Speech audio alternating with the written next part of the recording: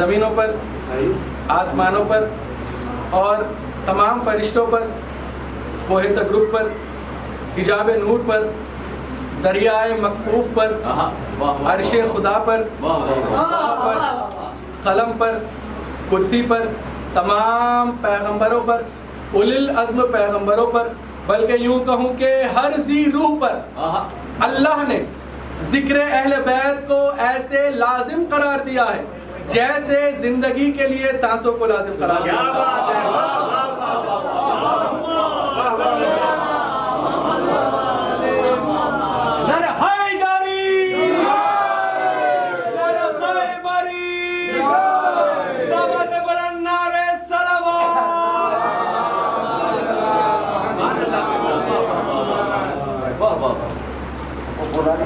Mic والے بلا دیجیے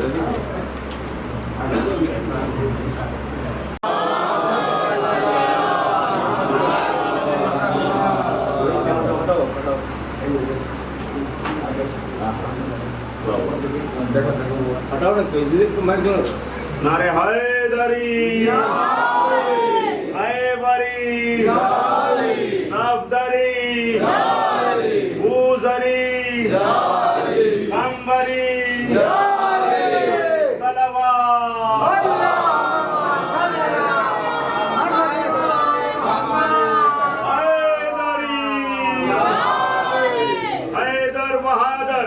نور کی چادر فاتح خیبر نبی کا برادر یا علی تیرے چاہنے والوں کی خیر تیرے ماننے والوں کا بھلا تیرے دشمن پہ صبح شام تبرہ مقرہ 12 گولی تیرا چھرہ ڈزن ڈزن ڈزن منو کے منٹنوں کے ٹلانا بیشوہ نعرے حیدری خیبری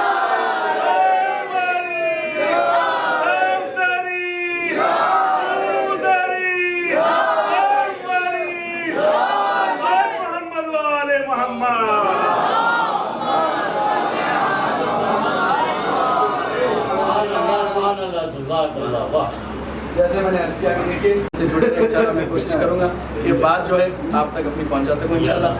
تو بلند ترین صلوات کا سارا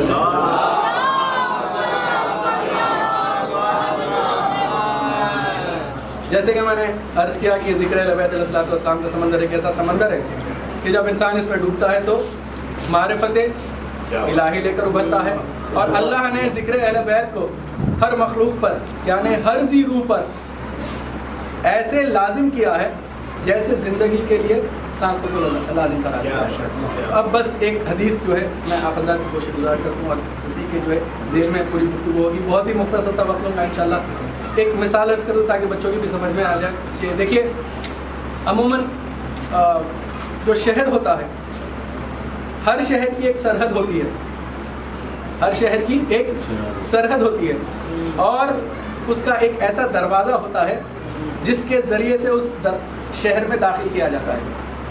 یعنی اگر کوئی دروازے کو چھوڑ کر سرحد کے ذریعے سے داخل ہونا چاہ رہا ہے تو اس شخص کو چور کہا جائے گا. یعنی اگر شہر میں دروازے کو چھوڑ کر سرحد کے ذریعے سے داخل ہونا چاہ رہا ہے تو اسے چور کہا جائے گا. اور جو دروازے کے ذریعے سے داخل ہوگا اسے شریف النفس کہا جائے گا, باعقل کہا جائے گا, باشعور کہا جائے گا, بافہم کہا جائے گا. یعنی اس کی عزت کی جائے گی. جیسے مثال کے طور پہ یہیں لے لیے یہ جو ہے ماشاءاللہ سے عزاخانہ ہے اور اگر کوئی جو ہے دروازے کے ذریعے سے اندر داخل ہو تو اس کی عزت کی جائے گی. لیکن اگر کوئی کھڑکی کے ذریعے سے آنے کی کوشش کر رہا ہے اگر کوئی کھڑکی کے ذریعے سے آنے کی کوشش کر رہا ہے تو یقیناً پتہ چل جائے گا یہ ضرور شریف النفس نہیں ہے, یہ ضرور کوئی بے عقل انسان ہے. عزیزان گرامی رسول خدا ارشاد فرماتے ہیں انا مدینۃ العلم وعلی بابوہا, یعنی میں علم کا شہر ہوں اور علی اس کا دروازہ ہے. تو پتا چلا کہ جو علی کو چھوڑ کر محمد تک پہنچنے کی کوشش کر رہا ہے وہ حقیقت میں چور ہے. یعنی جو علی کو چھوڑ کر علی ولی اللہ کو چھوڑ کر محمد رسول اللہ تک آنے کی کوشش کر رہا ہے حقیقت میں وہ چور ہے. اب دیکھیے عزیزان کہ بعض کئی بار ایسا ہوتا ہے کہ چور آتا ہے چوری کرتا ہے اور چلا بھی جاتا ہے لیکن پکڑا نہیں جاتا. کبھی پکڑا جاتا ہے کبھی پکڑا نہیں جاتا. لہذا عزیزان گرامی کچھ ایسے چور تھے جو آئے علی کے القاب کو چھینا, علی کے منصب کو چھینا, علی کے مرتبے کو چھیننے کی کوشش کی اور کوشش کر کے بھاگ گئے. اب ضروری تھا کہ ان چوروں کو بے نقاب کیا جائے. تو کیسے بے نقاب کیا جاتا؟ دیکھیے عزیزان گرامی عموماً آپ سنتے ہیں کہ شہزادی دربار میں گئی تھی باغ فدق لینے کے لیے. یقین جانیے کہ وہ شہزادی جس کی ٹھوکر میں ایک کائنات ہو باغ فدق شہزادی کے لیے کیا ہوگا. تو پتا چلا شہزادی جو دربار میں گئی تھی وہ فقط باغ فدق کے لیے نہیں بلکہ ان چوروں کو بے نقاب کرنے گئی تھی.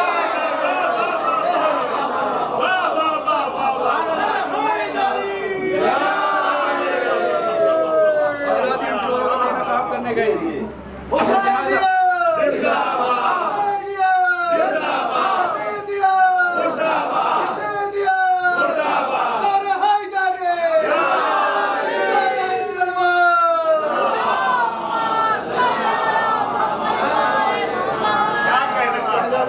جو دربار میں گئی تھی ان چوروں کا نقاب اتارنے گئی تھی.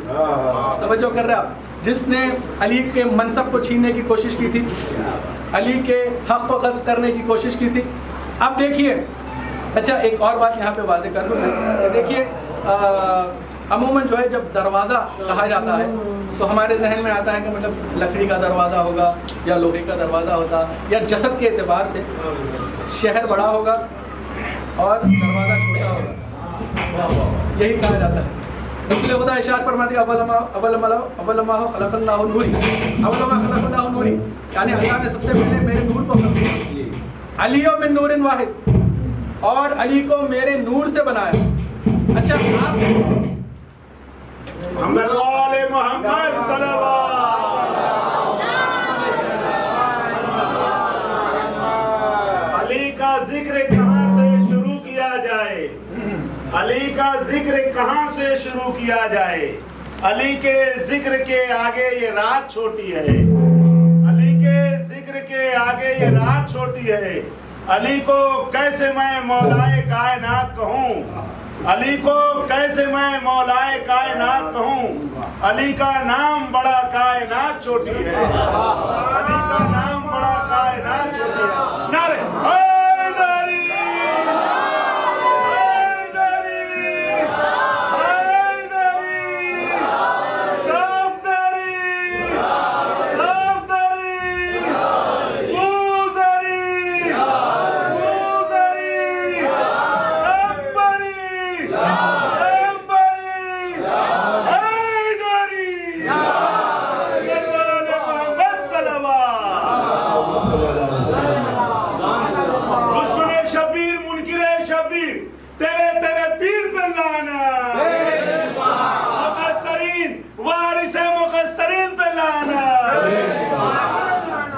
جیسے میں ایسا کیا کہ دیکھیں دروازے کو چھوٹا سمجھا جاتا ہے جسم کے اعتبار سے، اور جو صدر ہے یا شہر ہے اس کو بڑا سمجھا جاتا ہے۔ دیکھیں اگر آپ ایک موم بتی لے لیں اور اگر آپ دوسری موم بتی جلانا چاہیں، جب جلائیں گے آپ تو دونوں میں جو نور ہوگا وہ برابر ہوگا۔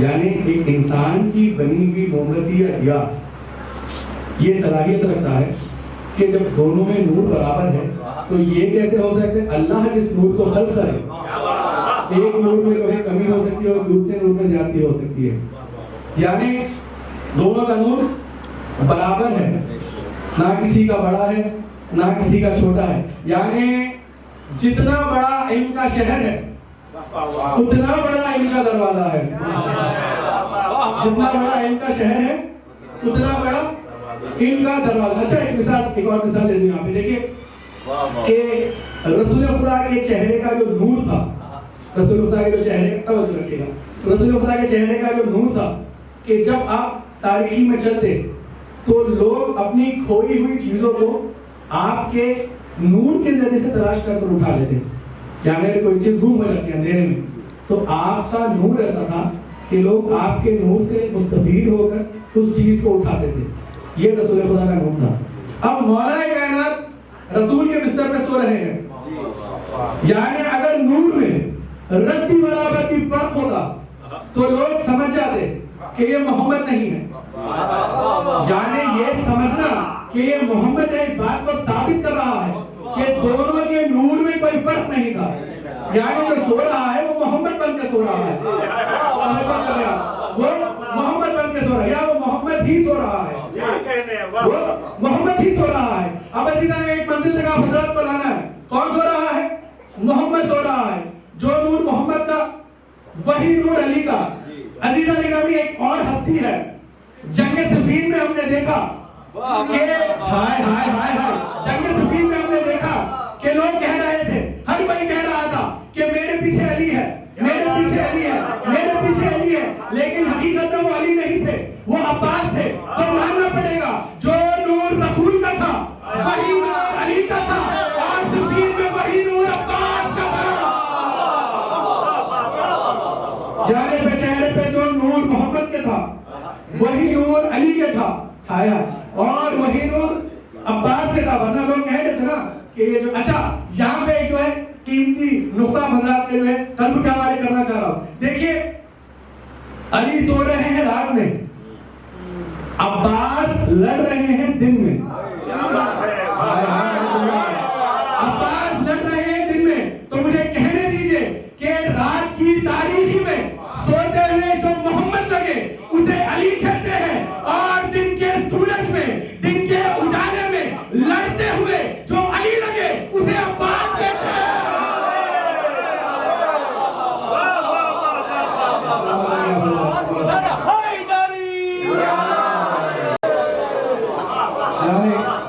جو رات میں محمد لگے اسے علی کہتے ہیں، اللہ اکبر، جو رات میں محمد لگے اسے علی کہتے ہیں، اور جو دن میں علی لگے، جو دن میں علی لگے اسے عباس کہتے ہیں۔ اب عزیزان گرامی پھر اپنی بات پہ واپس آ رہا ہوں، ایک تمہید میں نے پیش کی تاکہ جو ہے ایک نتیجے تک آپ حضرات کو لانا ہے۔ دیکھیے دروازے کے ذریعے سے علم کے شہر میں داخل ہوا جاتا ہے، اور جو دروازہ چھوڑ کر علم کے شہر میں داخل ہونے کی کوشش کر رہا ہے حقیقت میں وہ چور ہے، اور اس چور کو بے نقاب کرنے کے لیے شہزادی دربار میں گئی تھی۔ اور رسول خدا کی ایک حدیث ہے جس میں رسول خدا ارشاد فرماتے ہیں کہ علی میرے علم کا ظرف ہے، علی میرے علم کا ظرف ہے، میرے وسیع ہے اور میرا دروازہ ہے۔ یعنی رسول کے علم کے دروازے علی ہیں اور محمد کا دروازہ بھی علی ہے، محمد کا دروازہ بھی علی ہے۔ اور پھر حدیثوں میں وارد ہے کہ معصوم ارشاد فرماتے ہیں کہ اللہ کے دروازے کو علی کہا جاتا ہے۔ توجہ کریں آپ، یعنی علی محمد کا دروازہ، محمد کے علم کا دروازہ، اللہ تک پہنچنے کا دروازہ۔ اور حقیقت میں دیکھیں، آپ جانتے ہیں کہ جو ایک ملعون تھا جس نے بسم اللہ کو چھوڑ کے نماز پڑھی تھی، آپ جانتے ہیں، مطلب تاریخ کا حضرات کے پیش نظر ہے، ایک ملعون نے کوشش کی، بلکہ پڑھی تھی نماز، کوشش نہیں، اس نے پڑھی تھی نماز، بسم اللہ کو چھوڑ کے اس نے نماز پڑھی تھی۔ جب اس سے پوچھا گیا تو کہا کہ بسم اللہ میں تو علی ہے۔ اب اگر غور کیا جائے تو بسم اللہ وہ دروازہ ہے جس میں قرآن پوشیدہ ہے، اور بسم اللہ کے بے کا نقطہ وہ دروازہ ہے جس میں بسم اللہ پوشیدہ ہے۔ یعنی علی وہ دروازہ ہے جس کے کھلنے پر انسان اللہ تک پہنچتا ہے، محمد تک پہنچتا ہے، رسول کے علم تک پہنچتا ہے، قرآن تک پہنچتا ہے۔ توجہ کریں، تھوڑا جڑ جائیں ان سے، کہاں تک پہنچتا ہے؟ قرآن تک پہنچتا ہے، رسول کے علم تک پہنچتا ہے۔ اب عزیزان گرامی، علی ہے امام، یعنی امامت وہ دروازہ ہے، یعنی علی ولی اللہ وہ دروازہ ہے جہاں انسان پہنچ کر محمد رسول اللہ تک پہنچتا ہے، لا الہ الا اللہ تک پہنچتا ہے۔ دیکھیں ایک منزل کا بتا رہا ہوں، محمد رسول اللہ تک پہنچتا ہے اور لا الہ الا اللہ تک پہنچتا ہے۔ یعنی امامت وہ دروازہ ہے جو اللہ تک بھی پہنچاتی ہے، رسالت تک بھی پہنچاتی ہے، توحید تک بھی پہنچاتی ہے۔ اور عزیزان گرامی، حسن بھی امام ہے، حسین بھی امام ہے، حسین بھی امام ہے، یعنی حسین بھی وہ امام ہے جو اللہ تک پہنچاتے ہیں، جو محمد تک پہنچاتے ہیں، جو قرآن تک پہنچاتے ہیں۔ اور اسی حسین نے کربلا میں عباس کو کہا تھا، یا عباس انتا باب الحسین، اے عباس تو میرا دروازہ ہے، تو ماننا پڑے گا توحید اور نبوت تک امامت پہنچاتی ہے، اور امامت تک جو دروازہ پہنچاتا ہے اسے ابو الفضل عباس کہتے ہیں۔ یعنی عباس وہ دروازہ ہے جہاں سے امامت تک پہنچا جاتا ہے۔ عصمت باب الحوائج علیہ السلام باواز بلند نعرہ صلوات۔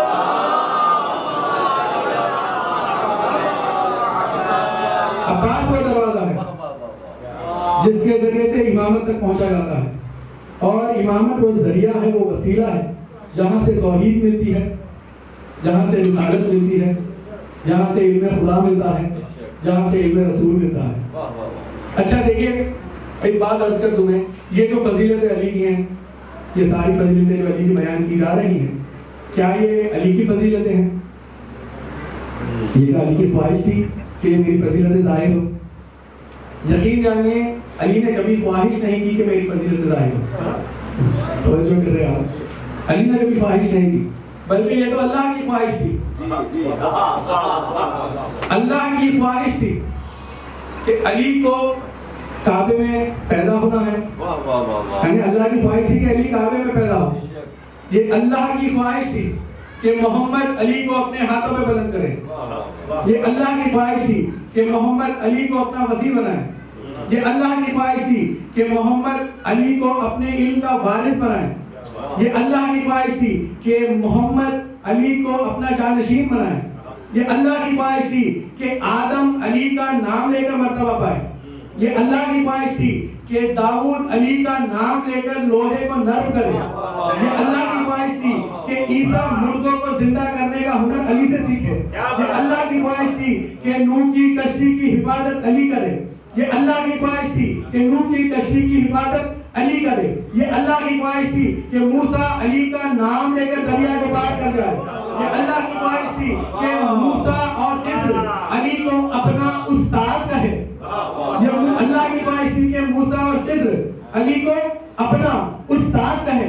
یہ اللہ کی خواہش تھی کہ مخلوق کے اسرار کا عالم علی کو کہا جائے. بہت ہی ایسے ایسے سے پڑھ رہا ہوں. مخلوق کے اسرار کا عالم علی کو کہا جائے. یہ اللہ کی خواہش تھی کہ علی کو یقین کا دروازہ کہا جائے. یہ اللہ کی خواہش تھی کہ علی کو ہدایت کی علامت کہا جائے. یہ اللہ کی خواہش تھی کہ علی کو امیر المومنین کہا جائے. یہ اللہ کی خواہش تھی کہ علی کو امام المتقین کہا جائے. یہ اللہ کی خواہش تھی کہ علی کو ولی اللہ کہا جائے. یہ اللہ کی خواہش تھی کہ علی کو فاروق اعظم اور صدیق اکبر کہا جائے. یہ اللہ کی خواہش تھی کہ علی کو خلیفۃ اللہ کہا جائے. یہ اللہ کی خواہش تھی کہ علی کو کعبے کا باطن کہا جائے. یہ اللہ کی خواہش تھی کہ علی کو ایسا اللہ کا نور کہا جائے نہ جسے بجھایا جا سکتا ہے, نہ جسے سنبھالا سکتا ہے, اور نہ ہی جس پہ تغیر ممکن ہے. یہ اللہ کی خواہش تھی کہ علی وہ کرے جو سوائے خدا کے کوئی نہیں کر سکتا. یہ اللہ کی خواہش تھی کہ علی وہ دیکھے جو سوائے خدا کے کوئی نہیں دیکھ سکتا. یہ اللہ کی خواہش تھی کہ علی وہ سنے جو سوائے خدا کے کوئی نہیں سن سکتا. یہ اللہ کی خواہش تھی کہ دیکھا علی کو جائے مانا اللہ کو جائے. دیکھا علی کو جائے مانا اللہ کو جائے. یہ اللہ کی خواہش تھی کہ علی کو عین اللہ کہا جائے. یہ اللہ کی خواہش تھی کہ علی کو حسن اللہ کہا جائے. یہ اللہ کی خواہش تھی کہ علی کو نظام اللہ کہا جائے. یہ اللہ کی خواہش تھی کہ علی کو وجہ اللہ کہا جائے. یہ اللہ کی خواہش تھی کہ علی کو ید اللہ کہا جائے. یہ اللہ کی خواہش تھی کہ علی کو جب اللہ کہا جائے. یہ اللہ کی خواہش تھی علی کو نفس اللہ کہا جائے. یہ اللہ کی خواہش تھی علی کو روح اللہ کہا جائے. یہ اللہ کی خواہش تھی علی کو نفس اللہ کہا جائے. یہ اللہ کی خواہش تھی علی کو نور اللہ خواہش علی کو نور اللہ کہا جائے. تو مجھے کہنے دیجئے کہ یہ اللہ کی خواہش تھی کہ اسے بھی علی کہا جائے اور ابو طالب کے بیٹے کو بھی علی کہا جائے. ابھی میرا پورا آگے. یہ اللہ کی خواہش تھی کہ اسے بھی علی کہا جائے اور ابو طالب کے بیٹے کو بھی علی کہا جائے. تو کن کو کنزل مخفیہ ابا کو عورت کے ذہن میں پتا چلا کہ یہ ساری خواہشیں اللہ کی ہے. یہ ساری خواہشیں اللہ کی ہے. تو مجھے کہنے دیجئے کہ اللہ کی خواہش کو علی کہتے ہیں. اللہ کی جملہ حاصل کر رہا ہوں پورے پورے جگر کی طاقت کے ساتھ. یہ اللہ کی خواہش کو علی کہتے ہیں. اللہ کی خواہش کو علی کہتے ہیں. اور علی مسلح بچا کر جس ذات کی تمنا کرے, جس ذات کی خواہش کرے, اسے ابو الفضل عباس.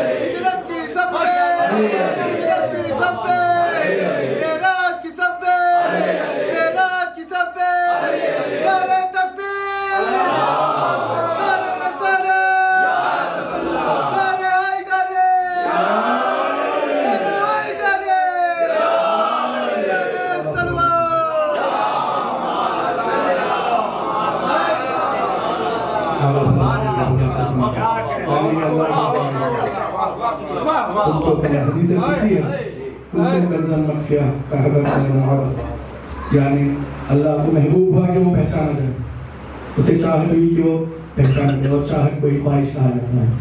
یعنی یہ اللہ کی خواہش تھی کہ وہ پہچانا جائے. تو اس نے علی کو ظاہر کیا, علی کو خلق کیا, اور علی کی چاہت تھی, علی کی خواہش تھی. کہ کوئی نہ کوئی ناصر ہو جو کربلا میں میرے حسین کا مددگار ہو. جیسے میں نے کہا میں زیادہ وقت نہیں لوں گا. آپ حضرات کا ماشاء اللہ سے جو ہے بہت بہتر اور بہت ہی اچھی طریقے سے آپ حضرات نے سنا, دعا سے نوازا ہے.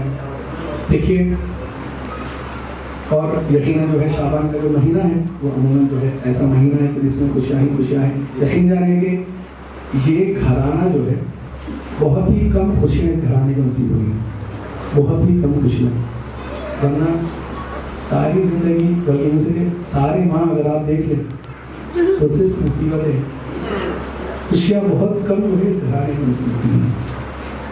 تو جیسے میں نے کہا کہ اللہ علی نے خواہش کی, اس کی خواہش کی, عباس کی خواہش کی, کیونکہ علی جانتے تھے کہ حسین تک پہنچنے کے لیے پہلے عباس کو قتل کرنا پڑے گا. حسین تک پہنچ, اور جب تک عباس ہے کوئی حسین تک پہنچ نہ پائے گا. یقین جانے اگر جنگ کی اجازت مل جاتی غازی کو تو آج کربلا نہ ہوتی. یقین جانے آج کربلا نہ ہوتی.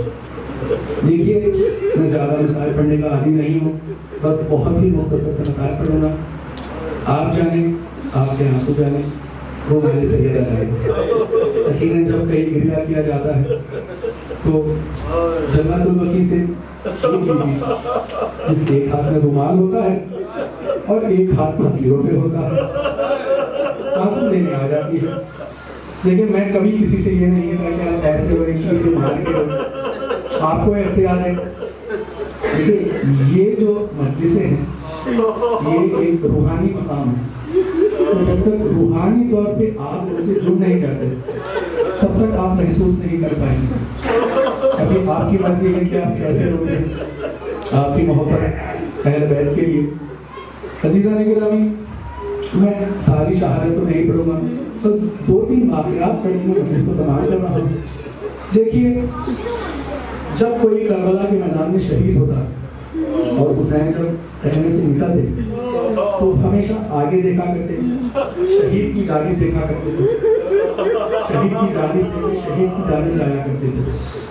لیکن حضرات, جب عباس کی شہادت ہوئی, عباس نے کہا اے آقا میرا آخری سلام قبول کیجئے. عباس نے جب کہا اے آقا میرا آخری سلام قبول کیجئے تو سب سے پہلے حسین کے ہاتھ اپنی کمر پہ گئے, حسین کے ہاتھ اپنے کمر پہ گئے. حسین خیمے سے نکلے, کبھی عباس کی سمت دیکھتے ہیں, کبھی خیمے میں زینب کی جانب دیکھتے ہیں, کبھی عباس کو دیکھتے ہیں, کبھی کلثوم کو دیکھتے ہیں, کبھی عباس کو دیکھتے ہیں, کبھی بیٹیوں کو دیکھتے ہیں. روتے روتے روتے عباس کے لاشے پر پہنچ گئے, عباس کے لاشے پر پہنچ گئے. اب اس وقت عباس کو دیکھا, اشقیاء کو دیکھا, عباس کو دیکھا, ابو کو دیکھا. عزیزان کے مولا عباس نے پوچھا کہ اے بھیا حسین, آپ مجھے دیکھ رہے ہیں اور آپ پھر ابو کو دیکھ رہی ہیں, آخر ماجرا کیا ہے؟ اللہ اکبر, کلیجہ پھٹ جائے گا. یقین جانیے. تو حسین نے کہا کہ اے عباس, میں جب تجھے دیکھ کے رو رہا ہوں تو یہ ملعون مجھے دیکھ کر ہنس رہے ہیں.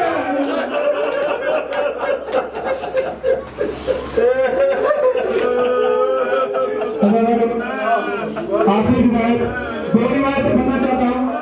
اگر مجھے محسوس ہوا کہ آپ کا گریہ اس معیار پہ ہے تو میں دوسری روایت پڑھوں گا, ورنہ پہلی روایت کو میں بات ختم کروں گا, کیونکہ کچھ روایتیں ایسی ہوتی ہیں جن کو تبھی پڑھنا چاہیے کہ جب انسان جو ہے آنسوؤں میں ڈوب چکا ہو. مولا حسین نے شادی کا علم لیا, علم لے کے خیمے میں گئے, ساری بیویاں جمع ہو گئی, عباس کا ماتم کرنے لگی, سر کو اپنے پیٹنے لگی. زینب نے آگے حسین کو دیکھا, علم نے عباس کو دیکھا. اچھا, آپ یہ سنتے رہتے ہیں نا, آپ یہ سنتے رہتے ہیں کہ عباس کا خیموں میں لاشا اسی لیے نہیں لایا گیا کیونکہ عباس شرمندہ تھے. لیکن شرمندگی وہاں ہوتی ہے جہاں کوشش نہیں ہوتی. ایک علت میں نے پڑھی ہے روایتوں میں وہ آپ حضرات تک پہنچا رہا ہوں. آپ کریں, آپ کیا سمجھا دیں. زینب نے حسین کو دیکھا, عباس کے علم کو دیکھا, کہا کہ اے بھیا حسین, عباس کہاں ہے؟ تو جیسے ہی زینب نے یہ سوال کیا تو حسین نے تڑپ کے کہا کہ اے میری بہن زینب، میں تو چاہتا تھا کہ میں عباس کو خیمے میں لاؤں، مگر میں کیا کروں کہ میں جس مقام سے میرے عباس کو اٹھاتا تو دوسری جگہ سے میرا عباس زمین پہ گر جاتا۔ عباس کو اتنے زخم لگے، اتنے تلواروں سے مارا گیا، نیزوں سے مارا گیا کہ عباس کا لاشا ٹکڑے ٹکڑے ہو چکا تھا، بلکہ انہیں کہنے دیے کہ قاسم کا لاشا کم سے کم اس قابل تھا کہ اسے گٹی میں سمیٹا جائے، لیکن عباس کا لاشا اس قابل بھی نہ تھا کہ اسے گٹی میں اٹھا کر خیموں تک لایا جائے۔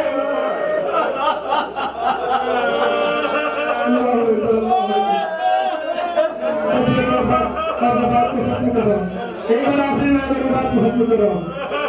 اللہ تھوڑا میری گانے دیتے آپ میں یہاں بیٹھا ہوں، چاہے آپ جتنی دور کھڑے ہو جائیں آپ کو پتا چل جائے گا کہ یہ جو میرا سر ہے یہ میرا سامنے کا حصہ ہے اور یہ میرا پیچھے کا حصہ ہے۔ چاہے آپ کتنی دور کھڑے ہو جائیں، آپ اگر مجھے دیکھیں گے آپ بہت ہی آسانی سے کہہ سکیں گے کہ یہ میرا سامنے کا حصہ ہے اور یہ میرا پیچھے کا حصہ ہے۔